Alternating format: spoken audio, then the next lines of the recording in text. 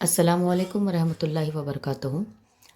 आज के इस सेशन में हम जो है थोड़े से क्वेश्चन प्रैक्टिस करेंगे। अब तक हमने जो भी कॉन्सेप्ट पढ़ा है उन कॉन्सेप्ट्स पर थोड़े से एमसीक्यूज प्रैक्टिस करेंगे।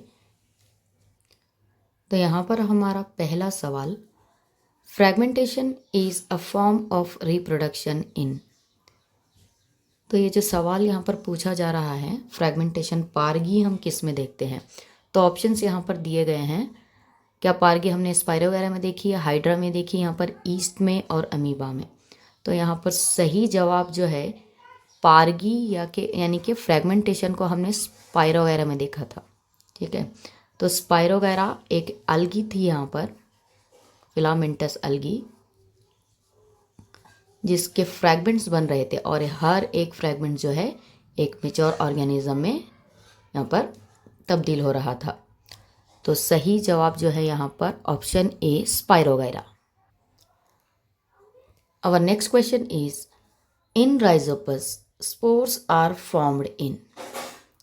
तो सवाल में पूछा जा रहा है कि राइजोपस में स्पोर्स कहाँ बनते हैं? ऑप्शन यहाँ पर दिए गए हैं। स्पोरेंजियम में बनेंगे, एंथ्रीडियम, ओवरी, कैप्सूल। तो इस कॉन्सेप्ट में हमने इस डायग्राम को देखा है। यहाँ पर राइजोपस के डायग्राम को यहाँ पर हम देख चुके हैं। इस तरह का डायग्राम था, यहाँ पर स्पोर्स बन रहे थे और इस स्ट्रक्चर को जो है स्पोरांजियम कहा जाता है।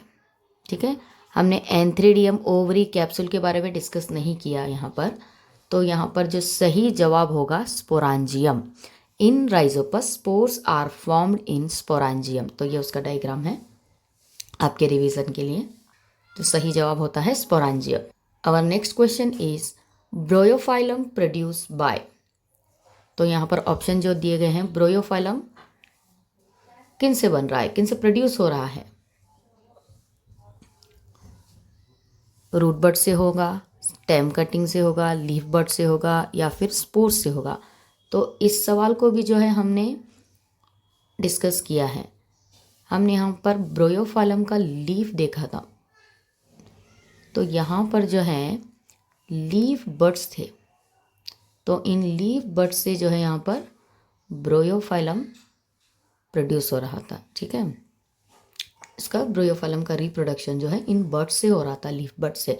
तो सही जवाब यहाँ पर है ऑप्शन सी, लीफ बड।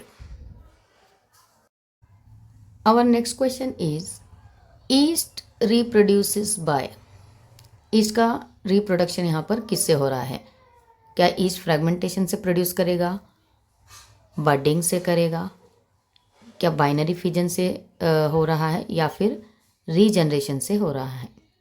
तो हमने यहाँ पर इस कॉन्सेप्ट के बारे में भी डिस्कस किया है कि ईस्ट का प्रोडक्शन यहाँ पर जो है बडिंग के ज़रिए होता है। तो option B is a right answer. अगला जो सवाल है, which is not a type of asexual reproduction. यहाँ पर हमें सवाल में ध्यान देने की ज़रूरत है कि नॉट दिया गया है। तो इस नॉट पर हमें क्या है ध्यान देना चाहिए कि विच is not a type of asexual reproduction. ऐसा कौन सा यहाँ पर एसेक्सुअल रिप्रोडक्शन, मतलब कौन सा टाइप ऑफ रिप्रोडक्शन है जो कि एसेक्सुअल रिप्रोडक्शन नहीं है? तो हमने पढ़ा है कि एसेक्सुअल रिप्रोडक्शन के जो टाइप्स हैं, बडिंग हमने पढ़ा है, बाइनरी फिजन भी यहाँ पर पढ़ा है, फ्रैगमेंटेशन भी पढ़ा है, लेकिन पॉलिनेशन, ठीक है, pollination is not a type of asexual reproduction. तो पॉलिनेशन यहाँ पर एसेक्सुअल रिप्रोडक्शन का टाइप नहीं है, बल्कि पॉलिनेशन जो है सेक्सुअल रिप्रोडक्शन का टाइप है, जो कि हमने अभी नहीं पढ़ा। तो हम आगे आने वाले वीडियोज़ में इसके बारे में भी जो है डिस्कस करेंगे। तो हमारा अगला सवाल यहाँ पर, asexual reproduction produces offspring that are. एसेक्सुअल रिप्रोडक्शन से जो बच्चे पैदा होते हैं, जो ऑफस्प्रिंग प्रोड्यूस होते हैं, वो कैसे होते हैं? क्या वो डिफरेंट फ्रॉम पेरेंट होंगे, क्या फिर जेनेटिकली आइडेंटिकल होंगे, या फिर मोर अडॉप्टेड होंगे या फिर लेस अडॉप्टेड होंगे। तो ये 4 ऑप्शंस यहाँ पर दिए गए हैं। इस चीज़ के बारे में भी हमने अपने कॉन्सेप्ट्स में देखा है कि asexual reproduction produces offspring that are genetically identical. जो भी बच्चे पैदा हो रहे हैं एग्जैक्टली पेरेंट के जैसे होते हैं, जेनेटिकली जो है यहाँ पर पेरेंट के जैसे होते हैं। तो यहाँ पर जो सही ऑप्शन है वो जेनेटिकली आइडेंटिकल। अगला जो क्वेश्चन होगा, regeneration is best seen in. Regeneration is also a sexual type of reproduction. Option जो है यहाँ पर दिए गए हैं, हाइड्रा, प्लेनेरिया, अमीबा, प्लाज्मोडियम। तो रीजनरेशन यहाँ पर हमने देखा है कि प्लेनेरिया में हो रहा था। ठीक है, प्लेनेरिया के जब यहाँ पर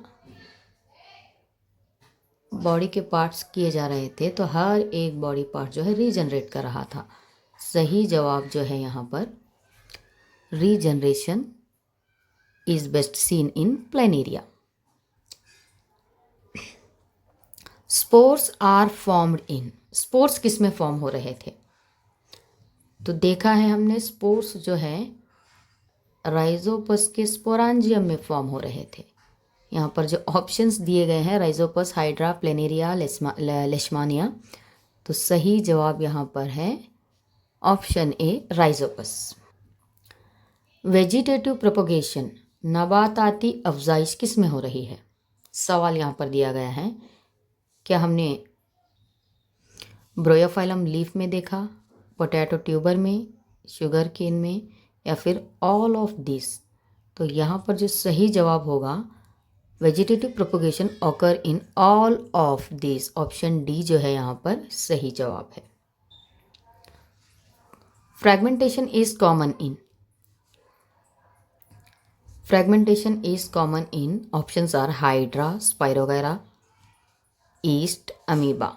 सो we have seen this. Spirogyra यहाँ पर जो है एल्गी है जिसमें फ्रैगमेंटेशन कॉमन है। तो so the right answer is option B, Spirogyra. तो हमारा अगला सवाल है, बडिंग ऑकर इन। बडिंग हम किस में देख रहे थे? See the options, Hydra and yeast, amoeba and paramecium, Spirogyra and Rhizopus, Planaria and Leishmania. तो हम देख चुके हैं कि बडिंग यहाँ पर जो है हाइड्रा एंड ईस्ट में हमने देखा था। ठीक है, बड फॉर्म हो रहा था हाइड्रा का। फिर ईस्ट का भी एग्जाम्पल, यहाँ पर ईस्ट के भी एग्जाम्पल के बारे में डिस्कस किया गया था। और next question is, binary fission occur in. Binary fission हमने किस में देखा है? जिसमें ऑर्गेनिज्म जो है 2 टुकड़ों में बट रहा है, फिजन टूट रहा है। तो ये तो हमने अमीबा में देखा था। यहाँ पर ऑप्शंस क्या है? हाइड्रा है, amoeba, east, planaria. So the right answer for this is, ये क्वेश्चन जो है बहुत ही आसान है लेकिन हमारे कॉन्सेप्ट के अकॉर्डिंग है। तो यहाँ पर अमीबा में हमने जो है बाइनरी फिजन देखा है। तो so the right answer is amoeba. See the question, asexual reproduction does not involve. तो एसेक्सुअल रिप्रोडक्शन में क्या नहीं होता? डज नॉट, फिर से नॉट को यहाँ पर ध्यान देना है, does not.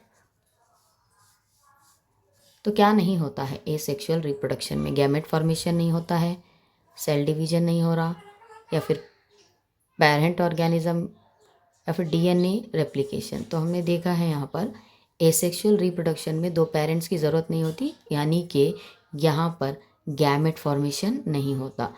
So the right answer for this question is first one, gamete formation. ठीक है, asexual reproduction does not involve gamete formation. See the question, growth in living organism. तो लिविंग ऑर्गेनिज्म में ग्रोथ यहाँ पर कैसी है? क्या bye accumulation of materials है, क्या फ्रॉम इनसाइड है, या फिर दोनों है, बोथ ए एंड बी, या फिर कोई भी नहीं है? तो क्वेश्चन यहाँ पर है, growth in living organism. Living organism में ग्रोथ किस तरह का है?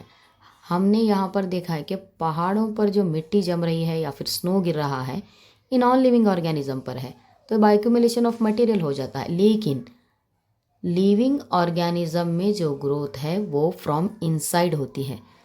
So the right answer for this question is option B, from inside. See the next question, the ability to respond to external stimuli is called. ऐसी खासियत जो हम मतलब ये एक रद्द अमल है जो हम माहौल की तब्दीली पर दिखाते हैं। तो इस सवाल का जवाब यहाँ पर देखते हैं। सीधा ऑप्शन फर्स्ट, क्या वो ग्रोथ है, क्या कॉन्शियसनेस है, रिप्रोडक्शन है या फिर मेटाबॉलिज्म है। तो यहाँ पर जो सही जवाब है इस सवाल का वो है ऑप्शन बी, कॉन्शियसनेस। कॉन्शियसनेस एक ऐसी खासियत है जिसके तय हम रद्द अमल दिखाते हैं। हम यहाँ पर रिस्पॉन्स दिखा रहे हैं, कोई भी स्टिमुलाई के अपोजिट में हम क्या दिखा रहे हैं, यहाँ पर रिस्पॉन्स दिखा रहे हैं। तो सही जवाब यहाँ पर कॉन्शियसनेस है, जो कि लिविंग ऑर्गेनिज्म का एक कैरेक्टर है। तो यहाँ पर सवाल क्या है, which of the following is not a characteristic of living organism. फिर से यहाँ पर नॉट है तो नॉट पर ध्यान देना है। नॉट, तो ऐसी कौन सी खासियत है जो कि लिविंग ऑर्गेनिज्म की नहीं है। तो ये तमाम खासियतों के बारे में हमने डिस्कस किया है। ग्रोथ लिविंग ऑर्गेनिज्म का कैरेक्टर है, रिप्रोडक्शन है, मेटाबॉलिज्म है, लेकिन क्रिस्टलाइजेशन के बारे में हमने नहीं पढ़ा। यानी कि क्रिस्टलाइजेशन यहाँ पर लिविंग ऑर्गेनिज्म का कैरेक्टरिस्टिक नहीं है। तो सही जवाब यहाँ पर क्रिस्टलाइजेशन हो जाता है।